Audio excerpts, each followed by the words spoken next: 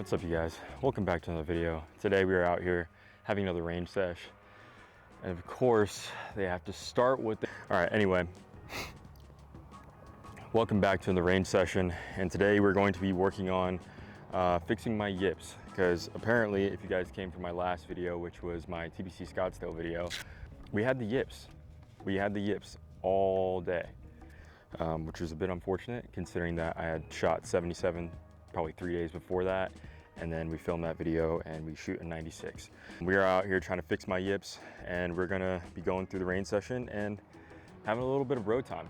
You know what I mean? Because what's better than sitting on the course, having some time with the boys, hitting some golf balls, figuring out your swing, and just getting dialed, pure and simple. So I think for me, a big thing that I need to work on is, I mean, kind of everything to be honest with you, but is tempo. And then just coming in the downswing. I seem to be doing all kinds of wacky stuff in the downswing where I just hitting these snap hooks all the time, and which is bad because I mean I move my shot shape into a little draw, which I've been liking a lot more, and it just fits my eye a lot better than hitting a cut. So I like hitting the draw, but we've been overcooking the draw as of recently. So we gotta get that tamed in.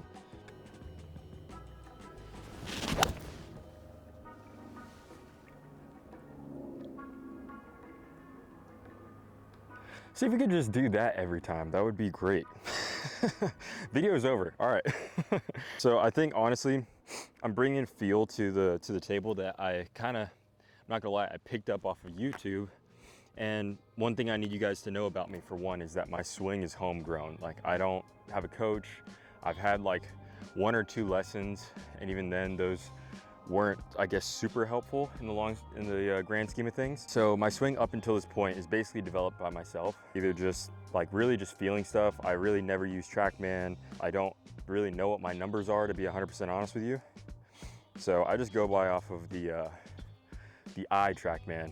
If it looks good and it's stopping on the green and it's not rolling out or it's not ripping back unnecessarily, then I'm liking where the shot is at, which I think is good. It keeps my game in a pretty, I guess, easy place mentally. I don't get too caught up in the numbers, but it also makes things where if I'm not feeling it that day, then we don't really know what's going on. You know what I mean? Because I actually don't really film my swing probably as often as I should. But mainly because I don't want to get myself too caught up and focused in the idea of what my swing looks like versus how it's performing. So that's a big thing for me.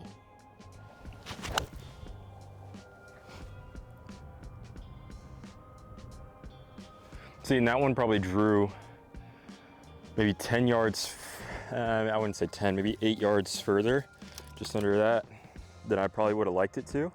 And on that one, I could probably rewind the tape and play it back slow for you guys. I'm pretty sure you're gonna catch me in the downswing coming down with a closed face, which is what I want, but just coming ever so too much into out, which is, you know, we want to neutralize the path a little bit more than that, so.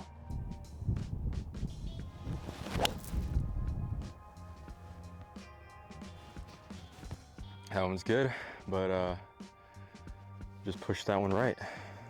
Good path, just didn't close the face quite enough. One of the big important things about golf is approaching things with a mindset that's important. And I'm walking into golf now, which I'm gonna hopefully make it my mantra all 2025, is making golf into, whether it's a range session or whether it's actually playing on the course, make it into quite literally a 4-hour-long meditation. Beautiful. And so the reason why I say that is because I've spent so much of my life playing sports and playing sports at a high level and enjoying those things when they get in pressure situations, and where I have enjoyed that with golf. But I think because golf just isn't as physically taxing, it's not as physically exhausting, that it doesn't quite trigger my brain in the same way. And I realized this when I started walking the majority of my rounds. I started playing better almost immediately just by walking. Literally, if I had the yips the day before and I came out there and I walked the round, I immediately played better. And for me personally, I think it's that I like activate a part of my brain where as I'm getting more fatigued, my body and my mind, like they silence more. And I just get locked in and I get in the zone, I get in that flow state much faster through like physical exhaustion. Just from having played football and ran track and stuff, where every time I did get into a flow state, it was generally during a really hard workout or it was during a really tough game, you know what I mean, where utmost amount of physical exertion and mental sharpness and fortitude were super necessary. So for me, a big thing is gonna be, I guess, exhausting myself during my golf rounds, whether that's walking or maybe going to the gym before the round. That one's a little left, but not too bad. Yeah, it's just a little bit left. I mean, my start line should be at those blue and then the red markers out there in the fairway. So, and it's like I was saying, for me personally, having played sports at a high level and just the way my interaction and my development in learning how to get in the flow state was through, you know, intense physical activity. For me, that's how I have to do it. Overcook that draw just a tad bit. Yeah, whereas some other people, they get in the zone by listening to music, or, you know, they're studying really hard. You know, if they were a more academic focused person, then that's how it works for them. But for me, I can't do it that way. I don't know, it's just something about, like, it reminded me of when I was training for my half Ironman, where the moment I just have to start putting one foot in front of the other, it just felt like I was on a long run. I entered that flow state, that runner's high almost. So it's huge breakthrough for me. So in 2025, I'm gonna try and walk roughly 60%, if not more, of my rounds.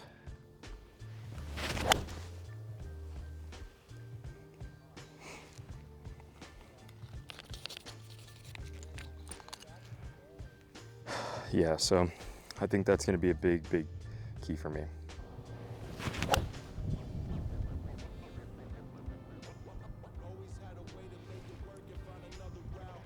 I mean, beautiful strike, just left the face, just the slightest bit open there.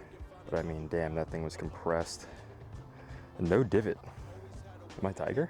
When I'm flushing it, I don't take divots.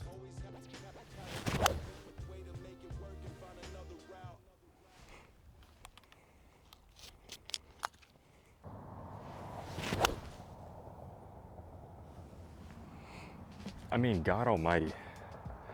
I think I just figured it out again.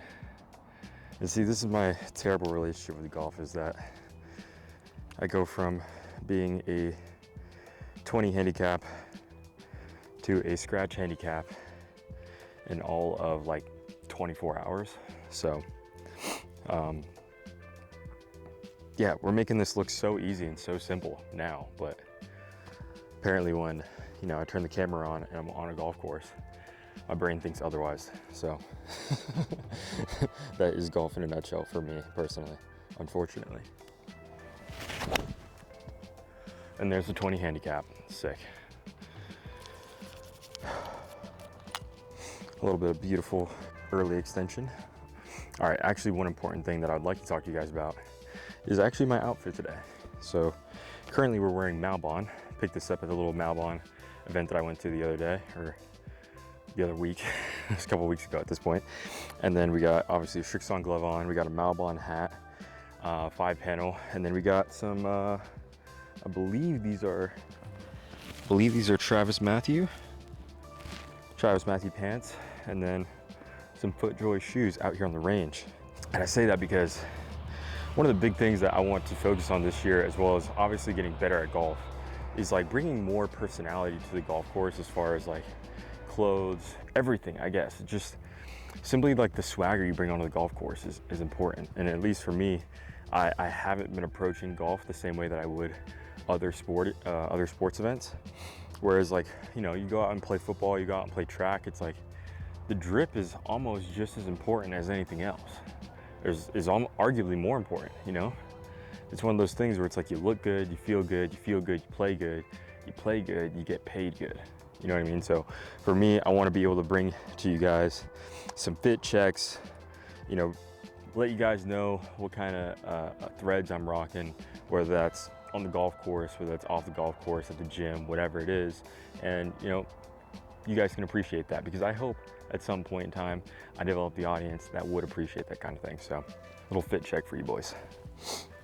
So the next plan of action here for the day, got a little bit of iron work in. We were just exaggerating some feels for the irons, because like I said, the ball striking hasn't been necessarily terrible. It's been more so just the way things have been feeling in the downswing, whether that's I get across or I get a little too inside, and just feeling the club get back into a really neutral path. So don't want to get too into the weeds about, you know, all the drills and stuff that I'm going to be doing for my irons, but one of the more important drills that I want to work on more consistently is the driver wedge drill, which I was taught by a good friend of mine. And that is basically where you have to hit driver and then wedge back and forth over and over again, and allow that kind of smooth, easy tempo that you have with your wedge to just like melt into your driver, essentially. So gonna hit a driver here, and then we're gonna hit a wedge, and then we're gonna hit a driver, so on and so forth, until, because really at the end of the day, that's what golf is. If you're playing good golf, it's going to be driver wedge almost every hole outside of a par 5 or a par 3, if you're hitting the ball like you're supposed to. And if you're hitting the ball, I know the way I know I should, because I have way too much speed to not be doing this.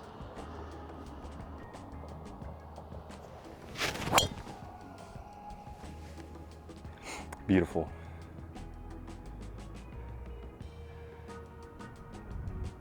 See, I just need to take a mental picture of the way that felt and just do that every single time I hit my driver. Because that right there was absolutely beautiful. Absolutely beautiful. All right, let's throw some of these wedges. Some of these balls up here so we don't have to keep shagging them for the wedge. Also, if you guys enjoy this kind of content, please let me know down in the comments, because I definitely had some of you guys tell me that you really enjoy this kind of like laid back range content where, you know, we're just kind of having a yap sesh with you, and we're kind of going through what's making us better at golf and all those kinds of things. But also, do you guys want to see more like tournament vlogs? Although I don't quite really have a cameraman yet that I can depend on to come in and film me for tournaments. So I'm working on that, but we're getting there. But yeah, do you guys like this kind of content, or do you guys just want to see, you know, more stuff on the course, more stuff of me just actually playing golf and going from there, playing cool courses?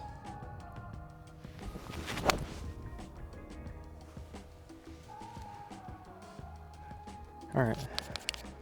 And see, that right there was a perfect example of why you do this drill, because that was a very fast and transition swing. I did not wait for that swing to develop, especially with it being a wedge. And I mean, if anybody knows how to have good wedge play, it's by definitely allowing the shot to develop, allowing the swing to develop really, really, really well, and just letting your body do most of the work. Whereas, you know, with driver and your longer irons, you definitely want to, you know, bring some arms into it and you know, kind of allow more levers to, you know, generate speed. Whereas it's quite the opposite with the wedges. So we want to make sure that we're not allowing ourselves to get taken out of sync because of the previous club we hit.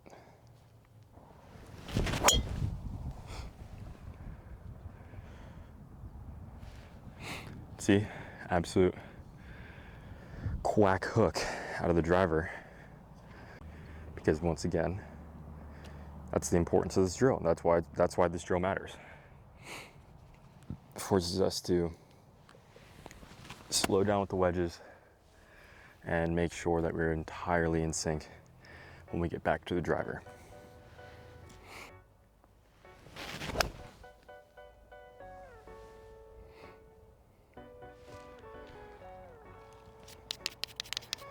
I think that one was a little left of where I was aiming.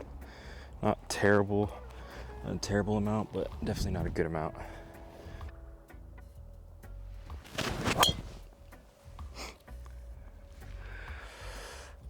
See, that's not a terrible miss, but that is a toe banger if I've ever seen one. And we need to get rid of those. We need to get back onto better ball striking with our driver.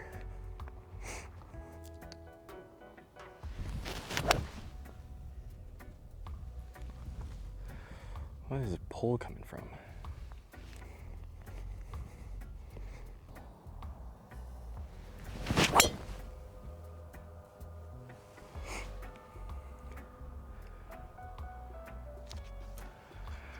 To be honest with you, I don't think I could hit that better if I tried. I was quite literally as dead center of the club face I think I could manage. Now, an important question that I've been asked actually is like, what is my overall goal with golf? Now for me, as of right now, I would like to get to scratch as fast as possible. But I think one of the big goals that I have for myself is playing in either the US Amateur or the US Mid Amateur. One of those two things. Playing in one of those events. Making it obviously to like the final round or the finals or, you know, match play or whatever in those events. I mean, I don't, I would love, you know, everybody likes to think they could win, which I would like to say that I have that kind of self-confidence, but at the current moment that might seem a little absolutely absurd, which is completely okay. But, you know, being able to say that I'm a very good golfer, and hopefully at some point be able to say that I played in a PGA Tour event. Beautiful. And see, that combo right there of driver wedge was beautiful. We need that. We need to just put that on repeat. Because that's exactly what we're looking for. An absolutely striped driver followed by an absolute dart of a wedge. And you do that on the golf course 15, 16 times. Or I guess you probably only really do it roughly 12 times, if anything. You do that 12 times on a golf course, you're gonna be shooting pretty good scores.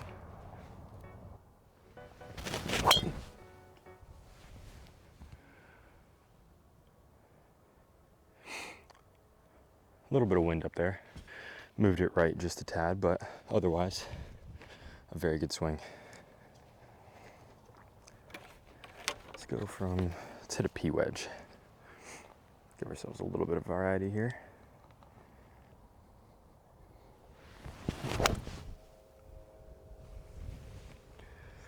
Pretty nice.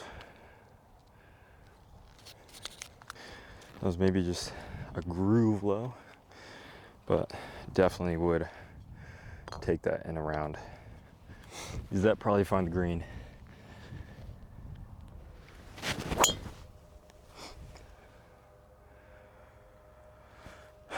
Oh, see, that's the only thing right now that's a problem for me is I'm playing an 8.5 degree head and I probably need to take it up to 9.5 or to 9 degrees just because when I do miss hit it, because I don't like hitting a draw at my driver.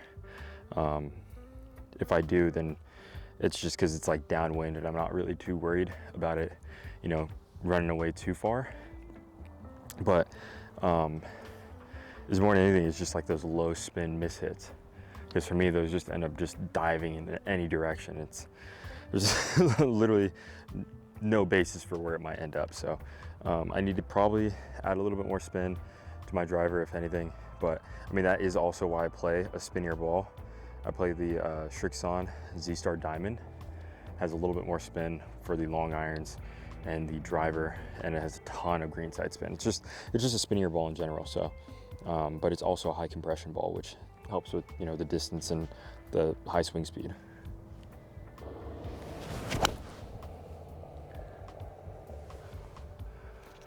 Perfection. Now that felt so good. Also, if you guys want me to show you a lot more of the stuff that I do in the weight room, the drills that I do, as far as like mobility and I guess nervous system to create fast twitch. That's how you swing faster. That's how you hit harder. I'll definitely make a training video for you guys. If you guys let me know in the comments, just like this video, subscribe, and let me know in the comments, and I will definitely make one of those. And I can also show you guys a lot of the nutrition stuff, because I have a lot of friends that ask me all the time, like, what do I do for nutrition? What does my diet look like? And to be honest with you, I actually don't really know. I really have to take a serious look at it and kind of analyze myself, because I've lucky enough been eating and training in a elite capacity for a long time, that at this point I just do a lot of things intuitively. If I feel a certain way, then I know that I need to eat more carbs, or I need to eat more protein, or I need to eat more fats, whatever it is. I really just do it without, like, unknowingly.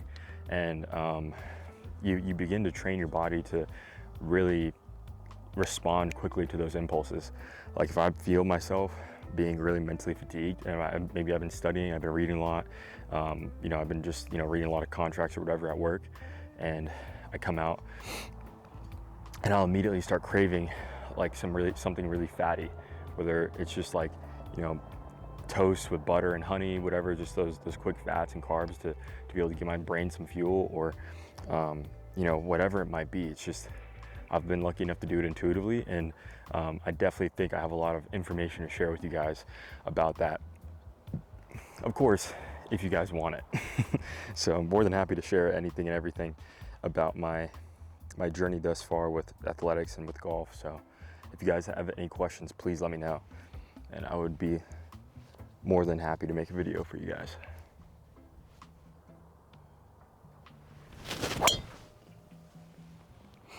Now, see, that right there is the miss we need to program out of our brain.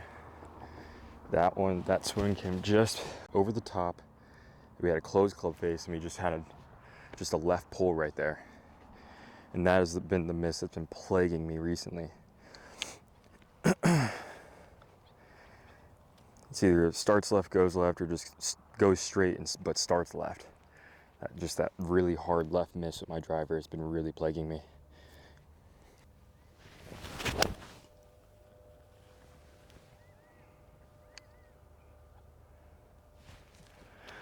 Because for me, more than anything, I want to draw and I want to cut my driver. Because, I mean, that's the way Tiger did it when he was playing his best golf. He wasn't doing anything else. He just, I mean, granted, he was Tiger, so he would move the ball both ways a little bit with his irons, but more than anything, he was just cutting his driver and he was drawing his irons. And for me, currently, honestly, with the way my clubs are set up, that's the way I need to play, honestly. Because with my driver, I need that little bit more spin to get the ball to do what I want in the air. And then with my irons, I have more than enough spin, more than enough speed, so taking spin off generally gives me the ball flight that I actually want. That little bit lower, a little bit more penetrating ball flight, but still more than enough spin to keep a ball in the green and even have some check at times. So we're taking on 2000s Tigers core strategy here with hitting draws and fades.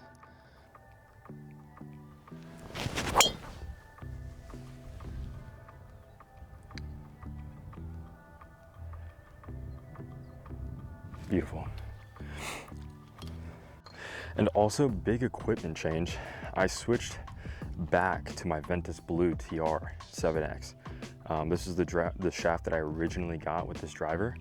I hated it at first, not gonna lie, but I've actually grown to really like it, just because the Ventus Black that I was hitting was a 6X Ventus Black, but it was like trimmed, I think an inch and a quarter or something like that. So it was a little bit shorter, which, don't get me wrong, it was pretty controlled, but in order to get the distance out of it that I wanted, I just had to pick up my ball speed, or I just had to swing a little bit too hard to hit the ball speed and the distance that I wanted.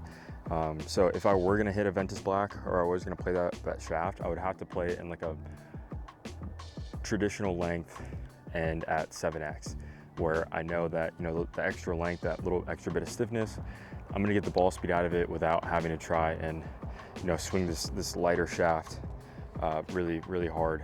And I don't know, there's something about just having lighter shafts in general that just does not work for my game.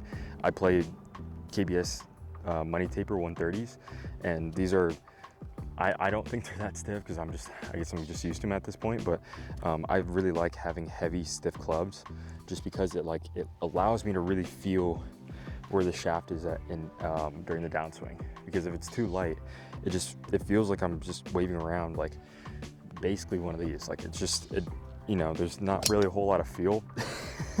Whoops. There's not really a whole lot of feel with that. You know what I mean? Like you can come over the top and you can be underneath without a whole lot of effort. And so I really have to say that, you know, playing heavy shafts has helped me a ton, because just moving from 120 to 130s was a big difference in feel for me. And I will say that if you guys ever do get fit, do not care about what heads they fit you in. The heads hardly matter. It's all about the shafts.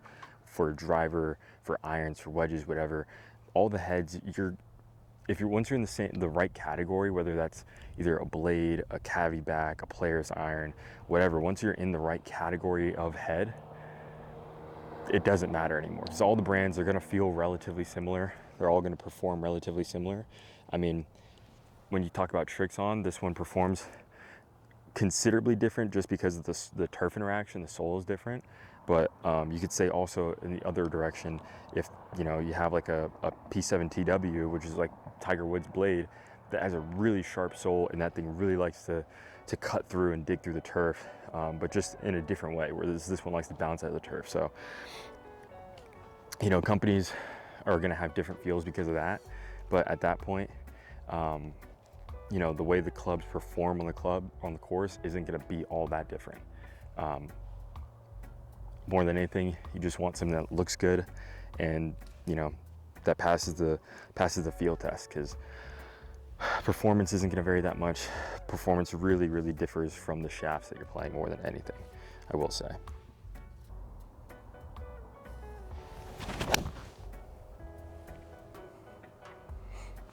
Yeah, probably a little more draw than I would have liked on that one, but not too bad.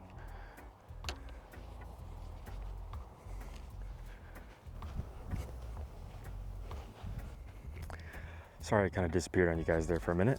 Had to grind for a bit, but got done hitting balls, ran out. Had to fix all of our divots, but that's really it for today. Just a comfortable little rain sesh with the boys. So next video will probably be a playing video, either actually I'm gonna keep that a secret, because I got a few different courses lined up that I think you guys are gonna like a lot. Some of the best courses here in Arizona and some of my favorites to play. And I think it's going to be a fun video, and I think the game is getting to a place where we can actually go out there and make an attempt at a break 75, or at the bare minimum keep it interesting and break 80 and shoot a good score for you guys. But gonna go spend a lot of time on the practice greens, hitting a lot of putts over the next couple weeks, because if you guys watch the TPC Scottsdale video, god awful putting. I think I've 3-putted 6 times and 4-putted 3 times. I mean, you can't really expect to shoot anything under 90 if you can't get rid of those kinds of statistics. So yeah, that's really it for today, and I'll catch you guys in the next one. Please like, comment, and subscribe, and let me know what kind of content you guys would like to see in the next video, and I'll catch you guys next time. Peace.